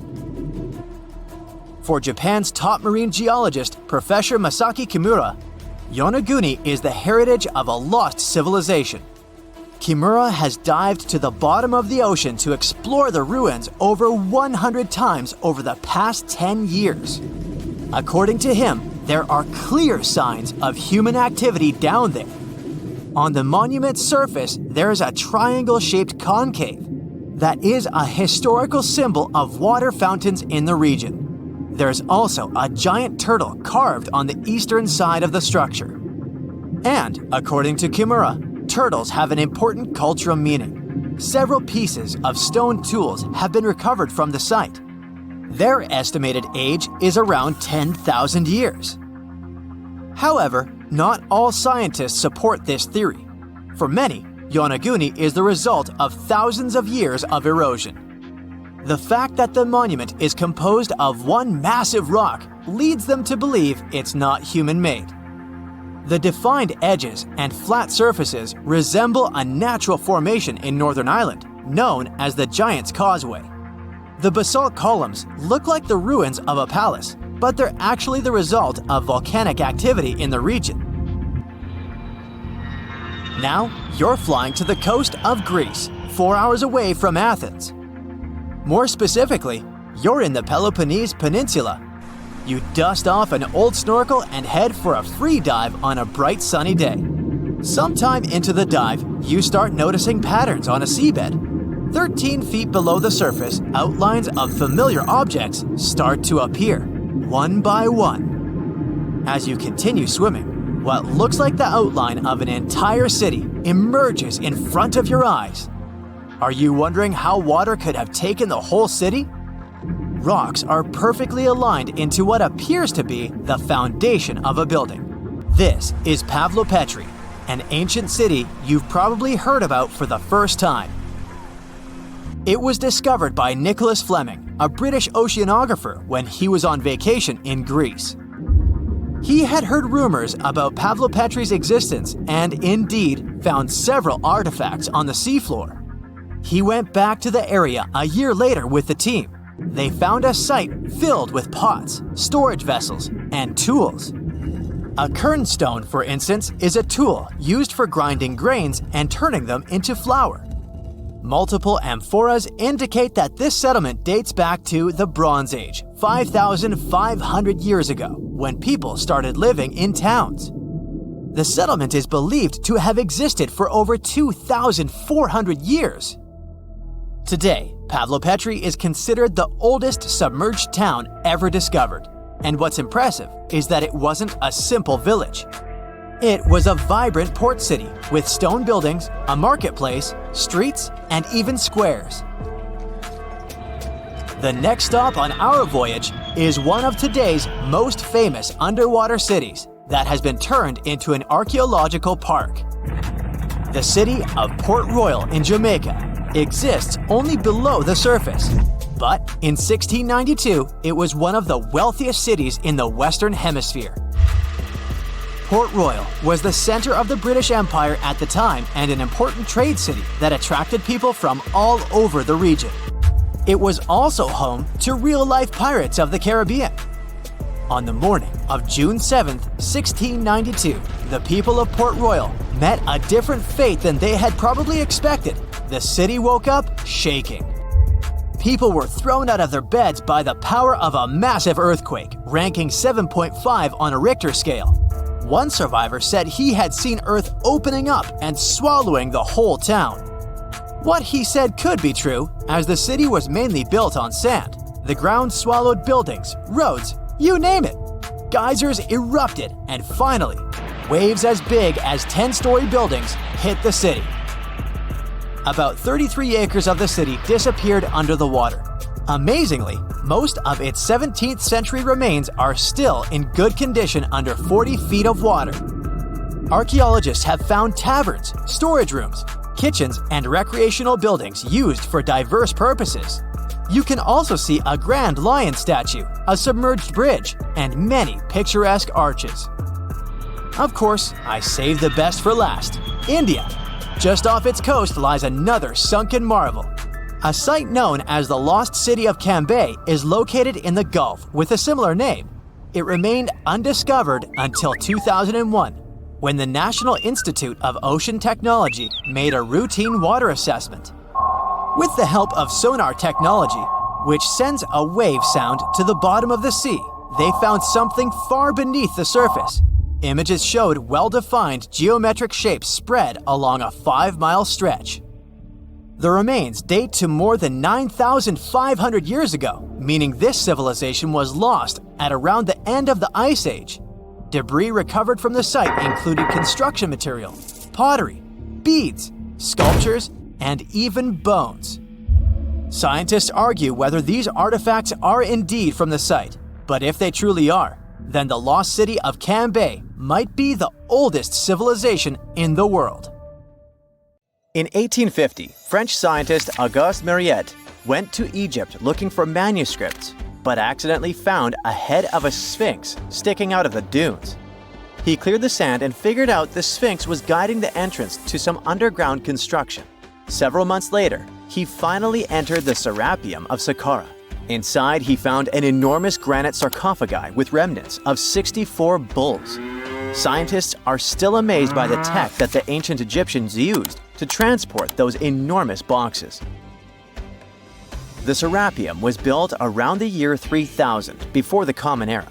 It was an underground tomb built to honor the sacred Apis bulls of ancient Egypt. It had a long hallway, almost 500 feet long, with giant stone rooms on both sides.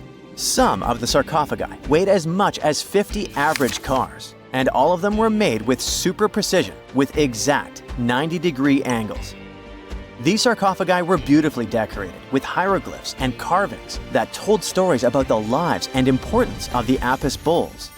Now, there are 24 sarcophagi left. In ancient Egypt, Apis bulls were very special animals connected to the deity Ptah. They thought the bulls carried Ptah's spirit and wisdom, helped the pharaoh, and protected the Egyptians. Priests looked for special markings on young bulls to find Apis bulls. It could be a white triangle on its forehead, which symbolized divine light, a shape on its back like a vulture's wing, and a scarab shape under its tongue, which stood for rebirth. If a bull had these signs, they believed it was chosen by Ptah and treated it like royalty. The chosen bulls lived in a special temple in Memphis, the city where they worshipped Ptah. They received the best care and offerings from visitors who wanted their blessings. When an Apis bull passed away, it was treated with great honor and mummified. When Mariette entered the serapium, he noticed traces of rollers on the gallery's floor and found 2 wooden horizontal winches. Each had 8 levers. Later, other explorers saw double rails. The burial chambers were lower than the hallway floor. To get the boxes into place, workers filled the chambers with sand so the sarcophagi could be rolled in straight. Then they slowly removed the sand to gently lower the boxes into perfectly cut spaces in the bedrock. A carved stone sign found in the serapium said it took 28 days to move just one sarcophagus and its lid into its spot during the time of Ptolemy II. The extreme precision of the sarcophagi with 90-degree angles also has an explanation. Ancient Egyptians wrote texts, or rather, papyrus, on geometry a long time ago. It shows that they knew the approximate number pi and could calculate the volume of a pyramid with its top cut off. If they could figure out complicated math like that back then, it makes sense that they could also carve perfectly flat surfaces 500 years later. All this sounds pretty legit, but some people think certain things don't add up here. The size of boxes is way larger than the size of bulls, yet they buried pharaohs in tiny coffins that barely fit their bodies.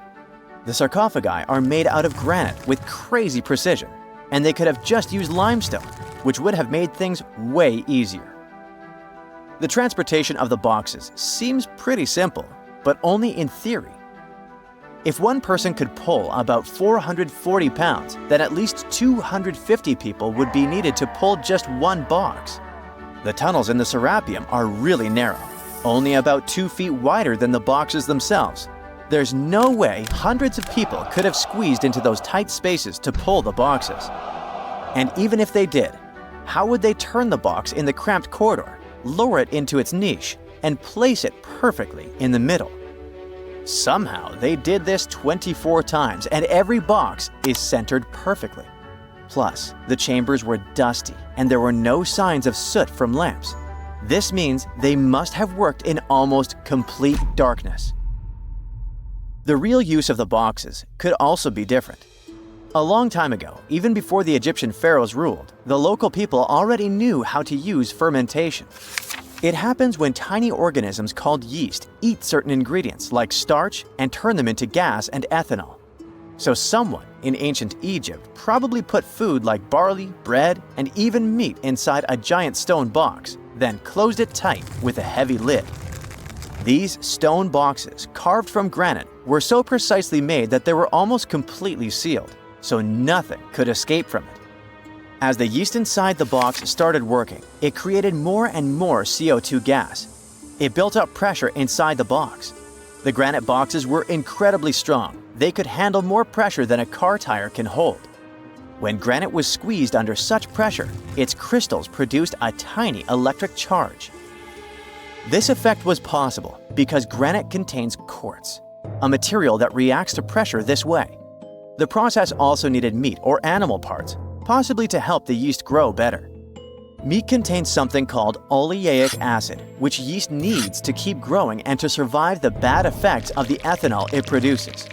As the pressure inside the box kept growing, the combination of gases and electricity made these boxes not just ancient fridges, but powerful energy systems. Over time, the pressure inside got so strong that it could push the lid open and the gas would escape with a pop. But when people rediscovered the serapium in 1850, they found old drawings that showed piles of stones stacked on top of some of the box lids.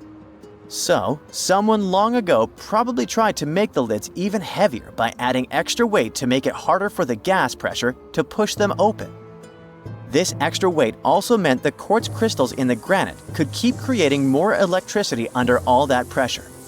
If someone opened one of these stone boxes thousands of years later, they would only find bones from bowls that were placed in the box. And that's exactly what Mariette discovered in the 1850s.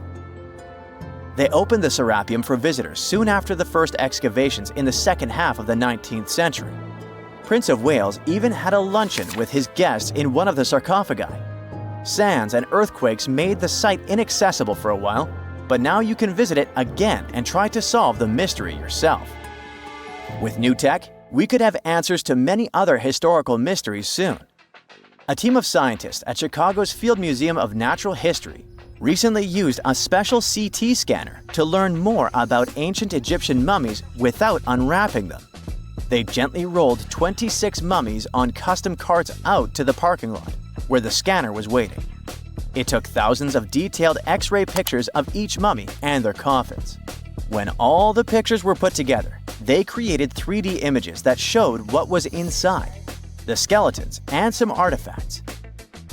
The scientists hope these images will help them understand ancient Egyptian burial practices from over 3,000 years ago. Even though the scanning process only took 4 days, it might take 3 years to study all the data. But scientists were able to learn some personal details about the mummies. One of the most popular mummified individuals at the museum, Lady Chineta, was a woman who lived in ancient Egypt about 3,000 years ago. It looks like she passed away in her late 30s or early 40s. To make sure her body looked complete for the afterlife, embalmers put stuffing in her neck to keep it from collapsing. They also placed artificial eyes in her sockets, so she would have eyes in the next world. She was wrapped in fancy linen and placed in a beautifully decorated coffin. The scans revealed that it had been carefully crafted with a slit at the back, which embalmers used to fit the body. There were also some artistic details on the surface, like markings for her knees. It looks like her burial was on the scale of a high-end luxury car. Big news! Santa is real, and he looks like this. I know it's not exactly how we pictured the jolly old guy, but a recently discovered tomb might just be the proof we've been waiting for to show that St. Nicholas was real and Turkish. Turns out, he wasn't a North Pole native, but a kind-hearted bishop from the 4th century, famous for giving gifts to everyone. The legend says he was a wealthy man born in the ancient city of Patara, modern-day Turkey, who traveled to the countryside to help the poor and the sick. For centuries, though, people couldn't be sure he actually existed. Some historical sources say he was buried in Myra, which is now called Demre, Turkey. Since the 80s, archaeologists have been digging around this area, trying to prove it.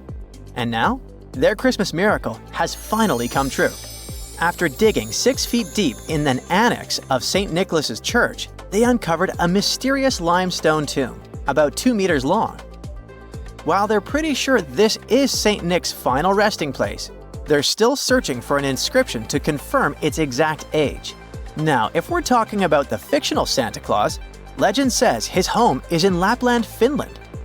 Back in 2018, archaeologists made an interesting discovery that could finally prove that Santa was real. They were digging at a site called Tiny Aro when they stumbled upon about 200 burial pits. But when they looked inside, there was definitely no sign of Santa. Actually, there were no human skeletons at all, just a bunch of things like pottery and animal bones. So no one really knows what this place was. That was the complete opposite of what happened with a group of archaeologists working in the ancient city of Petra, Jordan. Since 2003, there have been rumors about hidden chambers beneath the famous monument called Al-Khazneh, also known as the Treasury. 21 years later, a team finally decided to dig and uncovered an intact tomb. Inside, they found at least 12 human skeletons and artifacts estimated to be over 2,000 years old. Hundreds of thousands of tourists travel to Al-Khazneh every year, and most of them probably go there to see the site of the Holy Grail in the movie Indiana Jones and the Last Crusade. So, do you want to know the funny part? One of the skeletons in the tomb was clutching a ceramic chalice that looked a lot like the Holy Grail. You probably remember the devastating fire that caused massive damage to Notre Dame in Paris back in 2019. Because of that, the building, originally built between the 12th and 13th centuries, had to be restructured. But archaeologists saw it as a golden opportunity to dig into the site and uncover its hidden secrets. The team was only allowed to dig about 16 inches beneath the floor, but that was enough. As soon as they removed the floor tiles and cleared away a thin layer of dirt, they spotted the top of a lead coffin. Then, they found some limestone sculptures, including life-sized heads and torsos. Altogether, they uncovered over 1,000 fragments of different works of art.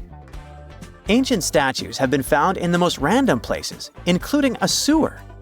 In July 2024, Bulgarian archaeologists were checking a Roman sewer in the ancient city of Heraclea Sintica when they found a nearly 7-foot-tall marble statue of Hermes, the Greek messenger deity. This town was completely devastated and abandoned after 2 earthquakes, one in the year 388 and the other in the year 425. But somehow, it didn't destroy this statue. In fact, its head was found in surprisingly good condition. Finding ancient artwork is definitely fascinating, but imagine stumbling upon an entire hidden city in the Amazon rainforest. Using high-tech lasers, researchers uncovered a lost civilization with thousands of structures and a whole network of roads, canals, and houses, all buried beneath the dense jungle. This city was built around 2,500 years ago, in an area located in the shadow of a volcano, which, by the way, could have erupted and destroyed this civilization at some point. It's hard to say exactly how many people lived there, but experts estimate they stayed up there for about 1,000 years. This discovery proves ancient people also had huge, organized cities in the middle of the Amazon. A similar thing happened in Campeche in southern Mexico. An archaeologist was doing some research on the internet when he accidentally discovered a hidden Maya city. This area, now called Valeriana, was huge, about the size of Edinburgh, the capital of Scotland. It had pyramids, sports fields, amphitheaters, and paths connecting different districts. Thanks to satellite images, archaeologists uncovered an entire unknown civilization from the Bronze Age. They were checking out aerial images when they discovered 100 prehistoric settlements in the Pannonian Plain, a region that includes parts of what's now Serbia and Hungary. The people who lived there are now known as the Titsa Site Group, and it looks like they were a pretty well-organized society, skilled at growing food, hunting, and fishing. Google Earth helped a team to uncover a mysterious set of 400 ancient gates in Saudi Arabia. These gates, scattered across the desert, are thought to be from thousands of years ago. They're made of stone and arranged in weird formations that have left archaeologists scratching their heads. I mean, they don't look like they were meant for funerals, and they don't seem like structures where people lived. So, we still have no idea what they are. Technology is really changing archaeology. Thanks to artificial intelligence and, well, a $1 million prize, we've finally been able to decipher part of an unreadable and super damaged ancient scroll. The Herculaneum scrolls were discovered by workers digging up the ancient town of Herculaneum near Pompeii in 1752. But their condition was so bad that, for years, they were considered indecipherable. Thankfully, AI has helped unveil their secrets. Based on the studies so far, experts believe that one of these scrolls was written by a philosopher who valued pleasures, like music and food, above all else. No doubt, Stonehenge in England is one of the most mysterious places on Earth. Some theories even suggest it was built by extraterrestrials. After more than a century of research, archaeologists are still figuring out how it came together. See that big altar in the middle? Turns out it came all the way from Scotland. And that's pretty wild, considering this massive sandstone block weighs over 6 tons, and the people who built Stonehenge more than 4,000 years ago didn't have the luxury of wheels or modern tools. We can find some pretty amazing stuff in the oceans too. In 2013, a mysterious shipwreck was found about 20 feet underwater off the coast of Kenya. At the time, no one knew where it came from, but now, researchers are pretty sure this could be a ship from Vasco da Gama's fleet. You know, the famous Portuguese navigator, best known for being the first to sail from Europe to India by rounding Africa's Cape of Good Hope. If it's confirmed, this shipwreck could be one of the earliest European shipwrecks in the Indian Ocean. Ancient treasures can take many forms, including a bottle. Recently, archaeologists in Norway uncovered a 150-year-old message in a bottle during an excavation of a Viking burial mound. The bottle contained a letter written by Anders Lorange, an archaeologist who worked on the site back in the 1800s, along with his business card and a few coins wrapped in paper. The letter gave some details about the excavation, though it seems Lorange got a few things wrong, like the exact number of Viking shields discovered. At the end of the letter, he wrote a personal note in runic script, "Emma Gade, my girlfriend." So it gave us not only insights into history, but also a peek into his love life. 1,000 years ago, near modern-day St. Louis, Missouri, there was a vibrant, bustling city called Cahokia. It was a Native American city, the largest and most influential one in Mississippian culture. At its peak, around 1050 BCE, Cahokia was home to as many as 30,000 people, making it larger than Paris at the time. But what's interesting is that Cahokia didn't have any big marketplace. Usually trade was the backbone of any big city, yet this one stood out for archaeologists. That's because Cahokia wasn't about commerce. It was about culture, community, and parties. The people who lived there threw massive parties that would last for days. The city's grandest feature was its 50-acre plaza, surrounded by amazing earthen pyramids. This massive space could hold over 10,000 people. Imagine them all gathering there for festivities, dancing, drinking coffees and teas, feasting on deer, and betting on sports. The events were super lively. Cahokians would wear awesome costumes, style their hair in interesting ways, and decorate their bodies with tattoos. Athletes were playing a game called Chunky, where they hurled spears at a rolling stone disc, competing to get as close as possible. The roar of the crowd filled the air, and performers showed off their skills. These celebrations were so wild, they left traces in history. After the parties ended, Cahokians cleaned up by tossing leftovers into pits. Archaeologists have uncovered these waste pits, and they were filled with food remains and pottery. One pit alone contained the remains of 2,000 deer, and that's from a single event.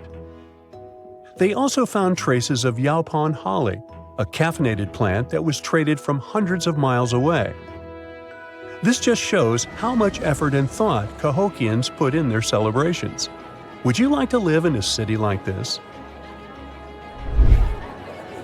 But aside from all the fun and games, Cahokia was also deeply complex and spiritual.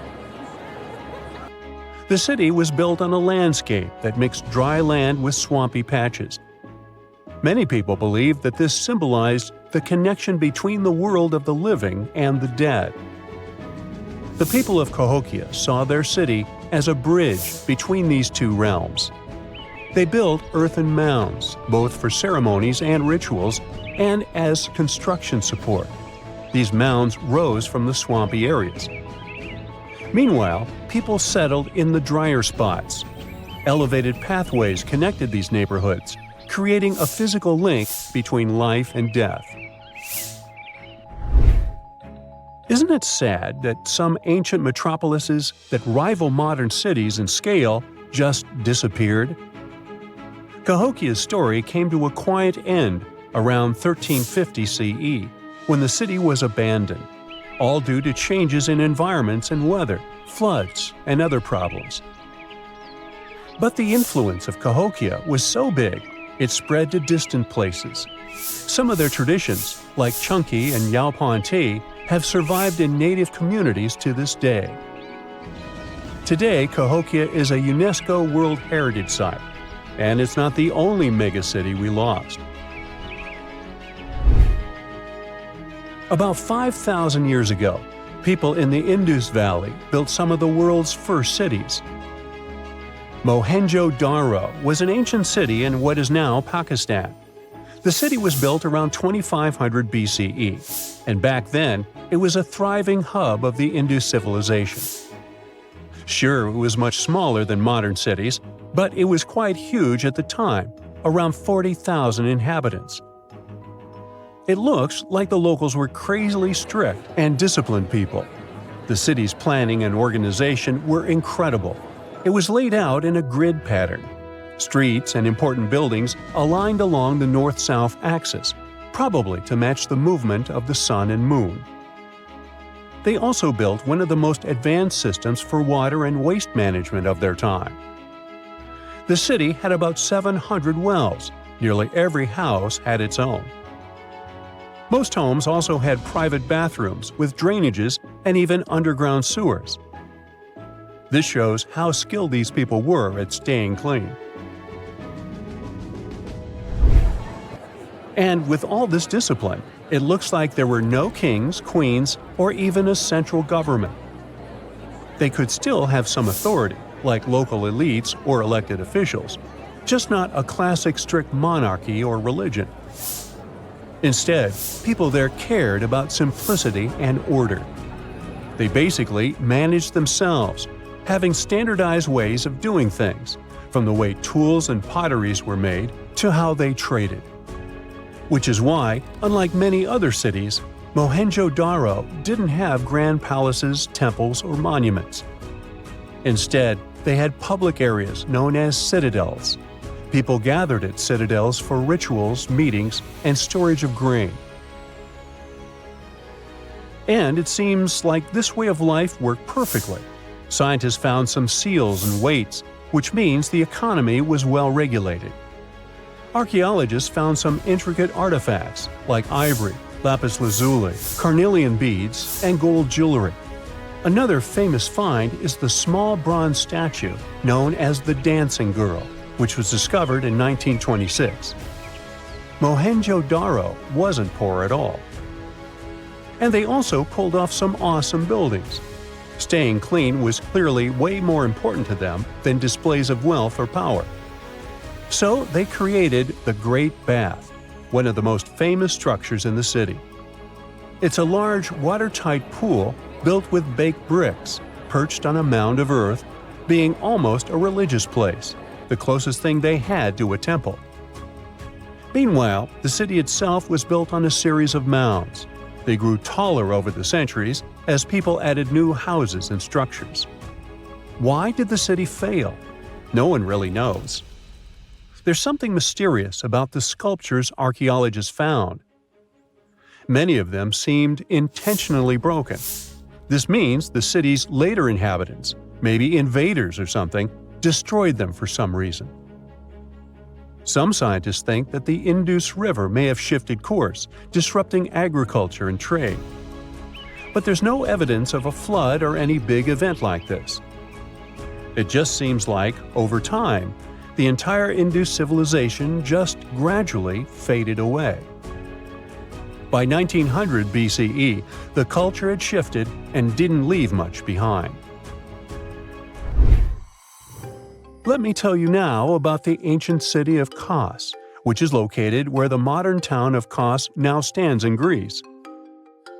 Imagine arriving by sea, and the first thing that hits you is the sheer grandeur of its agora, this massive public square built with stones in different colors, laid out on terraces that rise above you. It was one of the biggest in the ancient world, and it made a great impression on anyone approaching the city. This place has a rich history dating back to around 2300 to 2200 BCE. A long time ago, local folk gathered up from different parts of the island to form a new city in the northeast. People have lived there since the Bronze Age, and over time, it became a super important center of culture and trade. And no wonder, since it's right near a natural harbor. The harbor was sheltered by two breakwaters, and people built some of the most important religious sites there, including the sanctuaries of Aphrodite and Hercules. Kos wasn't just beautiful, though. It had some brilliant design. The whole city was laid out in a neat grid, with streets crossing each other at perfect right angles, literally looking almost like a modern city. Thanks to this, moving around was super easy, and the blocks, or insulae, were big enough to fit several large houses. Kos remained largely unchanged until the 6th century CE. Over time, it started gradually shrinking in size, confined within the walls of what is now the Chora neighborhood. Meanwhile, Palmyra was an ancient city built around a beautiful oasis sometime around the 3rd millennium BCE. Originally known as Tadmor, this city flourished as a major stop on the Silk Road, linking the Near East with Asia. It was a thriving center of trade and culture. They had a marketplace, assembly buildings, grand gates.